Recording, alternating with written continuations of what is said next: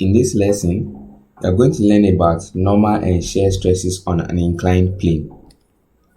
So on the screen here, you see that I have three figures on it, figure A, figure B, and then figure C.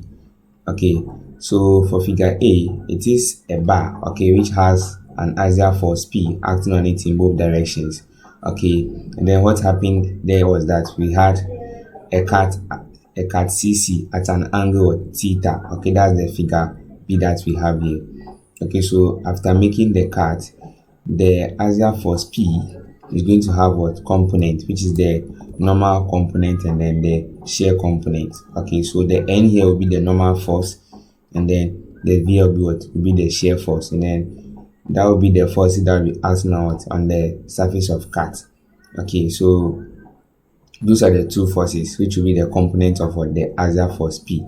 Okay, so the N will be the normal force,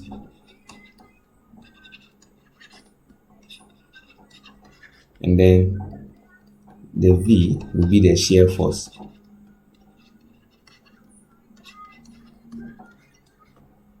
Okay, so now this angle theta here, okay, this angle theta here will be the angle that the cut was made. Okay, and then it will be the same angle that will be between the normal force and then the axial force P. Okay, so that's the theta that we have here. So in that case, we are going to have the normal force, okay, to be equal to P cosine of what theta. Okay, and then the shear force to be equal to what P sine of what theta. Okay, so this is what we will have. Okay, so now what we want to do is that we want to calculate for the stresses on what on this surface here. Okay, we want to calculate for the stresses what on this surface here, and you know that what stress equals what force over area.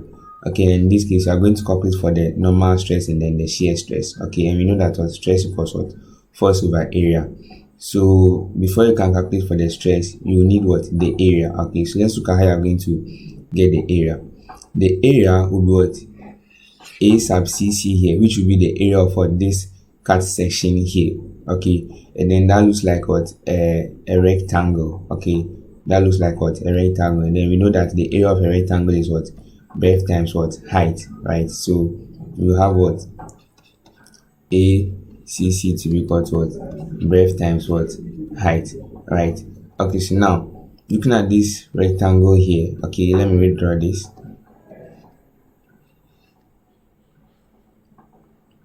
Okay, let me redraw this here. Okay, so that will be the cut surface. Okay, so I'm going to have the breadth here, and then since I already named this side H, I'm going to name here what L. So in that case, I'm going to have ACC to be equal to what breadth times what L, right? Okay, so this L here is it. Okay, and then let me bring the H2 here. This is H. Okay, so now what you have to do is that you are going to do some substitution for L in this equation here. Okay, so let's look at what is going to happen over there. So I'm going to redraw this triangle that I have here, okay, separately. So when I do this, I'm going to have something like this. I'm going to have L here, and then I'm going to have H here, and I'm going to have what theta. All right.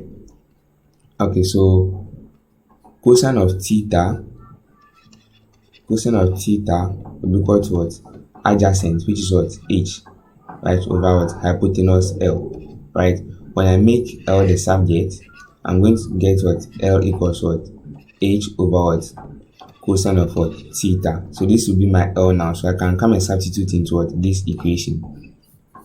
Okay, so let's go ahead.